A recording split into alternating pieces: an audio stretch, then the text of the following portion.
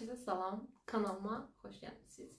Bugün videonun başlığından da gördüyünüz kimi psixoloji ixtisası ilə bağlı kiçik bir video çəkmək istədim. Bunun əsas məqsədi abituriyentlərin ixtisas seçimi başladığı üçün artıq psixoloji ixtisası seçmək istəyənlər, əsasən də Bakı Slavyanlar psixoloji ixtisası seçmək istəyənlər üçün kiçik bir bilgiləndirici, maarifləndirici bir video olsun. Belə, məncə videoya başlayaq.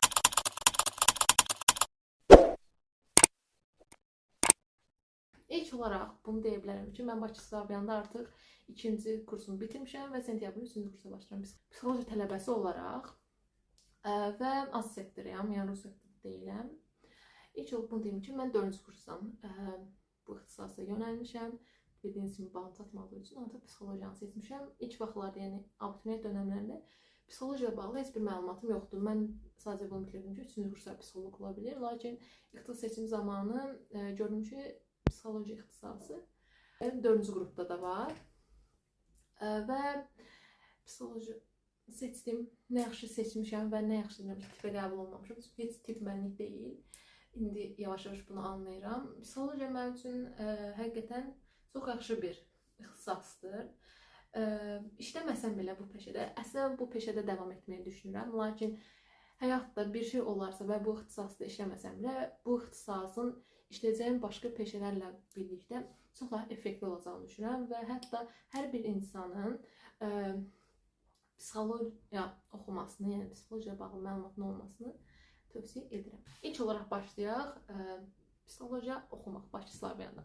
Deməli, əsas korpusdadır. Tibb fakültəsindəyik, daxilindəyik. Psixoloji kafedramız var. Ayrıca və əsas korpusdayıq, yəni əsas universitetdəyik. Bu da 28 mayda yerləşir. Deməli, mən öz müəllimlərimi, yəni ümumiyyətlə psixologiya kafedrasında olan hər kəsi çox bəyənirəm. Həqiqətən psixologiya bağlı həqiqətən məlumatı olan insanlardır və dərsdən əlavə sizə həqiqətən psixoloq olmaq üçün bilməniz gerəkənləri demişəm, türklər demişəm. Bu məlumatları verməyə çalışırlar sizə, həqiqətən psixologiyaya bağlı dərs keçirirsiniz.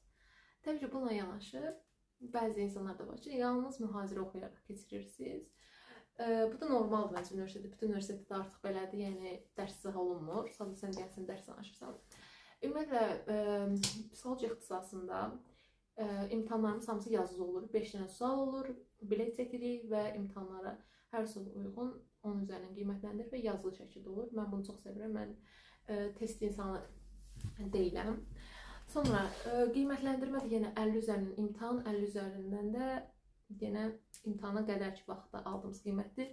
Bu da dərs danışaraq 3 dənə qiymət almalısan. Bir dənə kollegiumumuz olur. Yəni, bir il ödəşi belədir. Bizim ilk kursumuzda kollegium yox idi. Bu 2-ci ildən bizə kollegium başladı. Kəş olmayardı. Neysə. Kollegiumumuz olur. 4 dənə qiymət alırıq. Bir sərbəst iş. Bir də qayıb üzərindəndir. Yəni, 50 bala belə toplayırsınız. Qiymətləndirmə ilə bağlı daha çox məlumat, ətraf məlumat istəsiniz, rəylərdə bölüşə bilərəm. Belə, qiymətləndirmə belədir. İmtahanlar məncə wow çətinlikdə deyil, hətta asandır. Bu il əlaçı ola bilim axır ki. Yəni, onu deyə bilərəm ki, əgər oxuyursunuzsa, məncə bütün imtahanlara keçə bilirsiniz. İmtahan oxumaqla bağlı, məncə imtahan dövrlərində çalışacağım video çəkəcəm. Əslində söz vermişdim çəkəcəm, amma çəkə bilmədim, niyəsə. Neysə, oraları boş verək. Nə vaxtın video çəkməm ayrı bir problem. Hər neysə. İndi dedim ki, məncə Bakı Slavyanında oxumaq müsbət tərəfləri çoxdur. Çünki kiçik universitetim mənim üçün çox rahatdır bu arada. Yəni, qarma-qarışıqlıq deyil, rahat universitetimizdə oxumaq falan. Lakin birinci kursda ixtisasımla bağlı yox, amma digər fənlərlə bağlı çox problem yaşayırdıq. Tarix olsun, ingilis dili olsun, problem yaşayırdıq. İngilis dili bu arada müəllimi ilə yox, otaq tapmaqda çətin çəkirdi. Çünki biz sinifimizdə 34 nəfərik dostlar və 34 nəfər 34-ü də ödənişsiz təhsil alır. Dövlət sifarişində oxuyur. Rus sektorları isə pullu oxuyur. Orada bir nəfər dövlət sifarişində oxuyur və buna görə də ümumi qiymətləndirmə zamanı, yəni imtahanda bizə stipendiya almaq söhbəti 35 nəfərdir. Yəni, dövlət sifarişində olan hər kəsin sayı qədər stipendiya cədvəli açılır. Burada amma ilk 6 ayda, yəni birinci kursuzsa, dövlət sifarişinə qəbul olmuşsa, stipendiya alırsınız. Adi stipendiya. 110 manat pul alırsınız, stipendiya alırsınız. Lakin imtahan başladıqdan sonra ödənişlərlə birlikdə biz 50 nəfər ya da 56 nəfərik toplamda. Onlar arasında ortalaması yüksək olanlar alır, ortalaması aşağı olanlar alır. Bu belədir bizdə. Ortalama da dediyimiz kimi kredit saylarına vurularaq hesablanır. Bu ilə bağlı məncə o qədər uzatmayın videonu, çünki məncə əgər daha uzun məlumat istəsəniz, Bakıslavyanda imtahanlar necə olur, necə verir, harda verir ilə bağlı. Onun üçün ayrı video çəkərəm. Keçək psixologiya ixtisası oxumağa.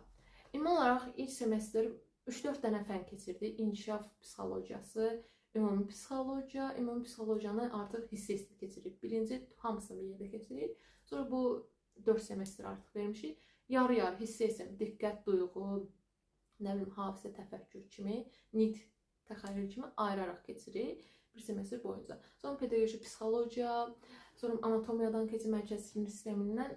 İlk semestr çox az olur, 4-5 dənə fən olur. Daha çox ixtisasdan kənar fənlərdir. Lakin ikinci kursda artıq həqiqətən menecment psixologiyası, biznes psixologiyası, nə bilim, psixofiziologiya olsun fənlər keçirik həqiqətən. Lakin bunları praktik olaraq görmədiyimiz üçün biraz çətin olur. Amma bu normaldır, çünki bakalavr təhsilində o qədər də böyük bir məlumat qəbul olunur. Yəni məlumat alırıq. Bundan əlavə ikinci kursa başlayanda biz artıq seçmə fənlərimiz oldu. Xüsusi psixologiya olsun, digər fənlər olsun. Biz onları artıq seçməyə başlaya bilirdik. 2-3 dənə seçmə fənimiz olur. Bunlar siniflə birlikdə seçirik. Elə başlayırıq fənlə. Belə, Slavyanla bağlı bu qədər deyə bilərəm. Gələk psixologiyaya bağlı heç kəsin, yəni universitet oxuduğunuz zamanda olsun, yavaş-yavaş öyrəndiyiniz bir şey var ki, psixologiya bakalavr qurtardınız, Azərbaycanda işləyə bilirsiniz, psixoloq olaraq sayılırsınız. Lakin təbii ki də bu daha yaxşı öyrənmək üçün və həqiqətən psixoloq üçün magistr oxumalısınız. Bu da artıq klinik, uşaq yeniyetmə, inkişaf, bu dəyişir. Bunu da oxudunuz. Bundan əlavə olaraq siz ixtisas artırmalar almalısınız. Bu nədir?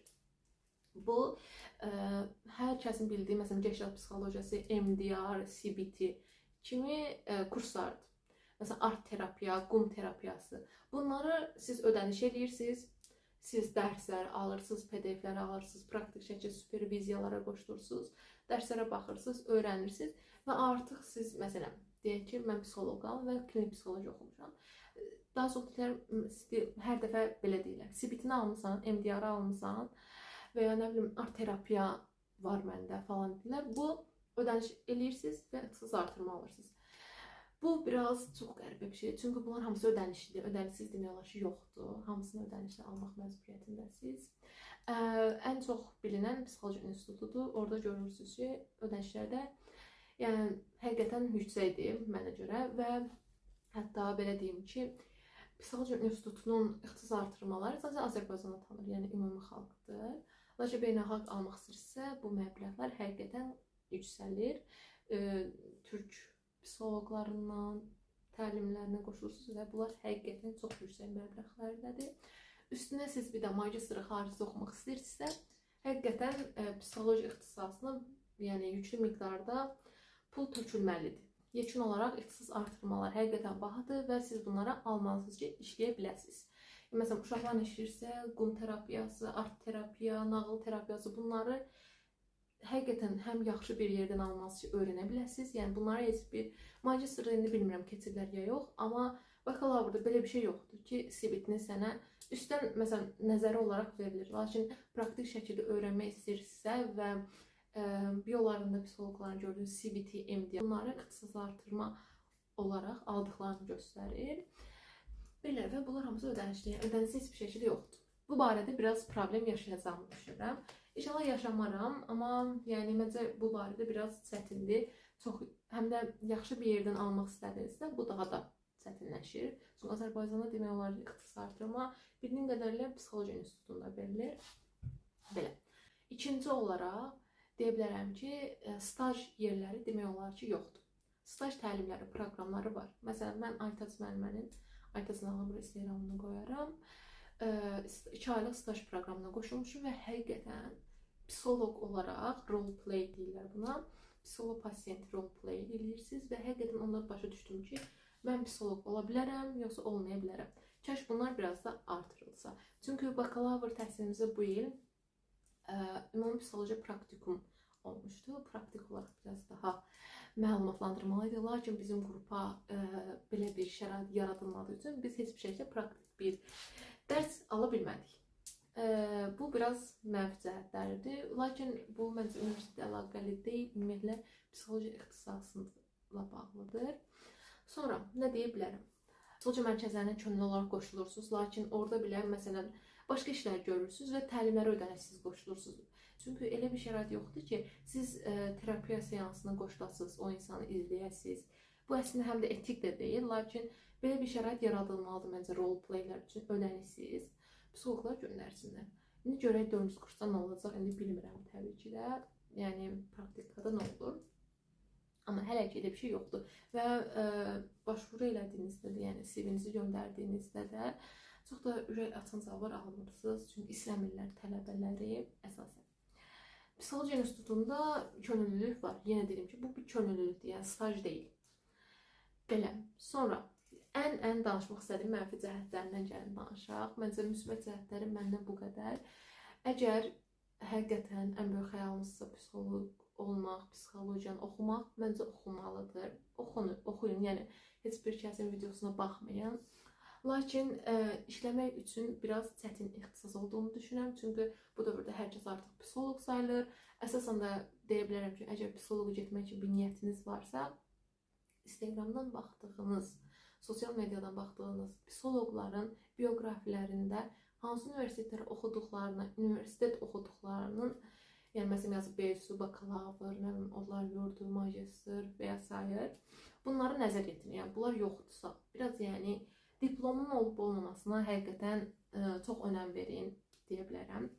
Və hər kəs psixoloq olmağa çalışır bu dövrdə. Ona görə də biraz ixtisasına bağlı problem yaşadığınızı düşünürəm.